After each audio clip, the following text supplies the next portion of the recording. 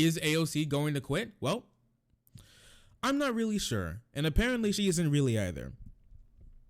This election cycle has shown us a lot of things. An incredible failure of the Democratic Party to reach out to minority voters is one thing.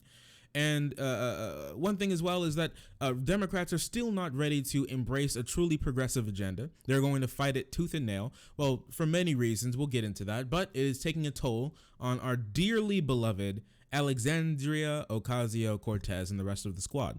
We're going to be talking about AOC today specifically. So AOC the other day had an interview with the New York Times. She talked about a lot of things. Specifically, she talked about Democratic strategies in voting and how they're so reluctant to move on and how they're campaigning like it's still 1997 and not 2020, and how lots of things are holding the Democrats back and holding them back from actually representing their constituency in the way that she feels that they need it, and the same way that I feel they need it. A truly grassroots, worker-centric model of running the country. But one thing that really was concerning me was at the end of her interview, where she talked to the interview about her time in office and how it's affecting her. The interviewer asked, "Is there a universe in which they're hostile enough that we're talking about a Senate run in a couple years?" And AOC responds, "I genuinely don't know. I don't even know if I want to be in politics. You know, for real. In the first 6 months of my term, I didn't even know if I was going to run for re-election this year." The interviewer asks, "Really? Why not?" She replies, It's the incoming. It's the stress. It's the violence. It's the lack of support from your own party. It's your own party thinking you're the enemy. When your own colleagues talk anonymously in the press, then they turn around and say you're bad because you actually append your name to your opinion. I chose to run for re-election because I felt I had to prove that this is real, that this movement was real, that I wasn't a fluke, that people really want to guarantee healthcare, and that people really want the Democratic Party to fight for them. But I'm serious when I tell people that the odds of me running for higher office and the odds of me just going off and trying to start a homestead somewhere, they're probably about the same. I mean, what do we have to say about that, right? I mean, one thing I know in particular is how horribly the Democratic Party has treated the squad. Not just legislatively or not taking them seriously or anything, just genuine non-human compassion for these people. One thing that I remember specifically is all the death threats that Ilhan my bad, I'm trying to not butcher her name, Ilhan Omar goes through. Like, she literally has a speed dial to like forward all the death threat messages that she gets to her office, to the FBI, because she just gets that many. She can barely even pick up the phone anymore. It's really unfortunate what she has to go through. And what has the Democratic Party done to help her with that? Absolutely nothing. Absolutely nothing whatsoever. Have given her almost no support. Have barely even, if any of them, have spoken out against it. They just let her be on her own as she has people trying to take her head for being a Muslim. Senpai-san, ooh, thank you so much. I really appreciate that. Thanks for joining the frenzy. Thank you.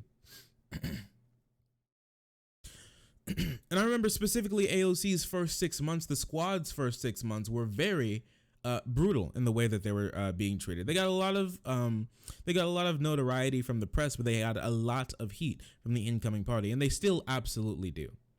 AOC's tepid remarks on the Democratic Party and the way that they run their campaigns this election cycle. If you've been tapped into what's the discourse on Twitter, which you shouldn't be doing, but for me, this is my hobby, so I do. And it's not good. One big thing that sparked up was her feud with Connor Lamb. Okay, so what she basically had to say was Connor Lamb. Connor Lamb is a person. He's a representative in the House. He is in a Pennsylvania district, Western Pennsylvania. So the red Pennsylvania area.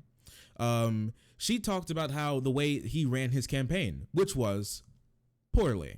He didn't run his campaign that well, and one of the reasons why he almost lost this election cycle, it was confirmed that he won about 2 days ago, but that was a little further after the results for other districts, that one of the reasons why his run was so close after winning in other elections, because he didn't spend any time on the internet.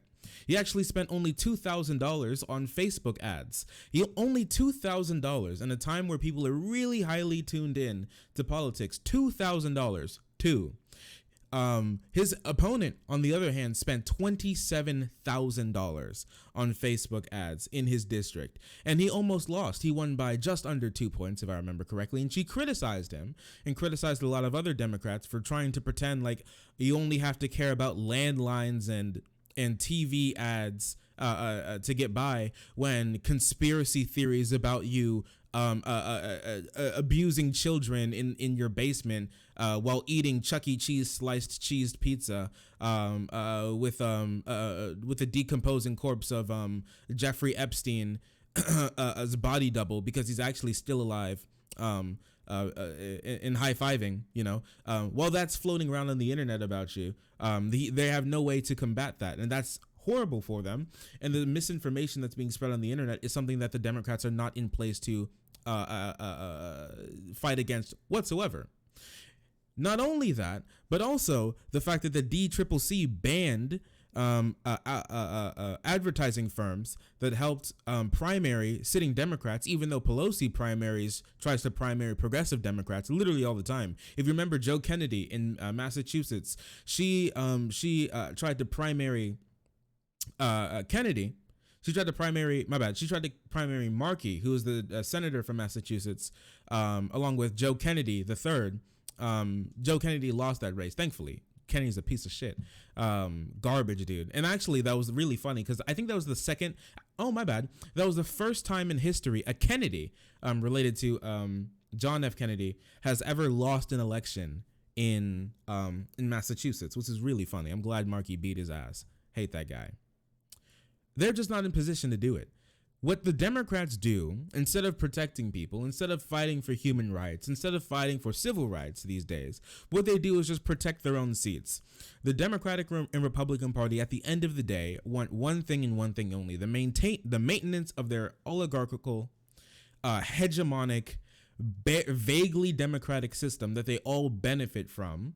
They get their seats, they get comfy jobs, they get paid, they get healthcare, they get everything that they want. They get socialized protection, they get socialized medicine, and they get all the socialism that they want, while everyone else suffers and gets rugged individualism as they try and point the finger at who's worse. And you could vote for them, but it wouldn't be me, would it?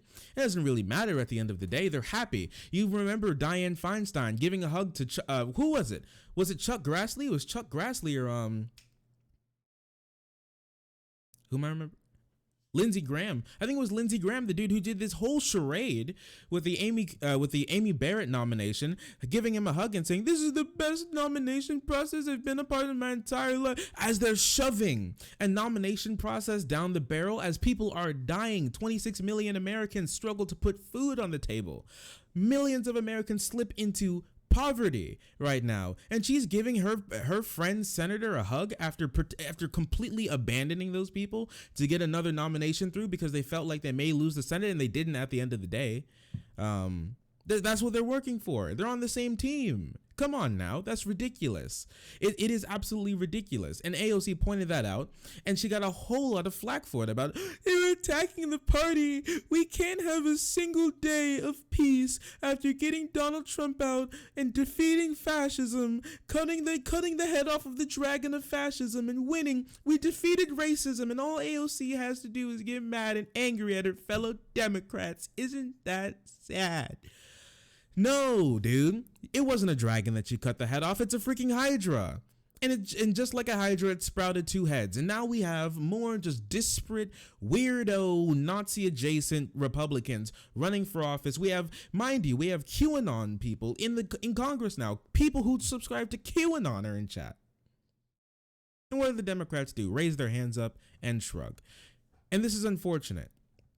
The AOC has to take the brunt of it, but I'm not going to lay all the blame on everyone else. AOC should have known that this is what she was going to get into, okay? People only see the happy parts of what Bernie Sanders has done. People only see the happy parts, the successful parts of what Bernie Sanders has done, which is basically 2016 continuing. That's it. Mind you, Bernie's been in office for the better part of 50 years? He's been fighting tooth and nail in silence, giving impassioned, brutal critiques and speeches to the empty halls of Congress, while Republicans and Democrats are getting lunch together as people suffer and die. That's what he did. That's what progressivism looks like in electoralism. That's what it looks like. That's what near socialism looks like in electoralism right now. I'm not sure if she was ready for that. I'm not sure if she's built for it.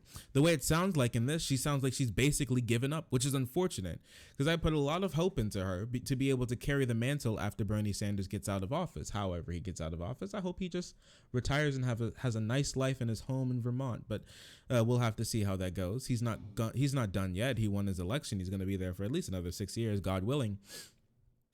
But with all that being said, I don't think I can trust having her being a part of big progressive DemSoc movements anymore if I can't trust that she's going to be there. We can't really form a movement if all of our heads are just rotating out of office because it's just too much for them. If you're not built for it, go home. I'm sorry. If it's not for you, you're gonna have to just go home, step out of the way. And I really feel like if she can't step up, just step out of the way. You know, I'm sorry. This is a political movement. We're activists here. At least I am. At least I'd like to be, and I'd like for you all to be as well. If we can't do that, then go home. Have fun with whatever you want to do with the rest of your life. There's no problem in not wanting to do it, but if you're not built for it, leave. Just go. I don't know, and then we're just gonna have to field someone else to help try to rally behind and carry that mantle, you know? And it could be all of us, but it'd be easier to have a pinpoint message to move forward with a single person or people right now. That's basically the squad, but most of the limelight is taken up by AOC, and Rashida Tlaib and Ayanna Pressley and Ilhan Omar aren't really taking up that spot as well, for various reasons. And I'm not sure. But it's unfortunate that she feels that way. But what's more unfortunate is the state of the progressive movement if, when push comes to shove, she rolls over. We can't have that. There's too much at stake. There are too many people who need us for us to roll over right now when it gets tough, okay? They're going to demonize you. They're going to make you out to be the villain. They're going to make you out to be the enemy. They're going to scapegoat you. This is what's going to happen. We just have to keep hitting them with facts and keep hitting them from the left, all right? Lots of people love to talk about what makes change, you know? Heat and pressure. They say that's what makes change. And we're forgetting about one thing. It's not just heat and pressure that makes change. It's also time. You need time. All right. It takes time to make it. Bernie Sanders didn't do a 2016. He didn't make a movement across this country in a single night or single election cycle. He's been through 7-8 cycles right now. And he's gotten a fair amount done, but it's mostly been towards the end of his career. It takes more than just heat and pressure to make a movement happen across a very stagnated, disaffected community that is the United States of America. It's going to take a lot more. And if you're not built for it, please leave. I'd love to see her carry the mantle. I think she's extremely politically talented. But if she doesn't want to, I'd love to see her step out sooner than later, to be completely frank with you. I love her to death, but moving on without AOC, sooner rather than later would be better. It's hard to build a movement if we're not sure if the people who we're going to be building it with are going to be there in 2022 or 2024, you know? And it's unfortunate. I had a lot of hope for her, but, you know, things don't always work out in your favor, and that's perfectly fine. I'd just like to know what we're doing after this election cycle, through the transition period, and through the beginning of a Biden presidency, before it's too late.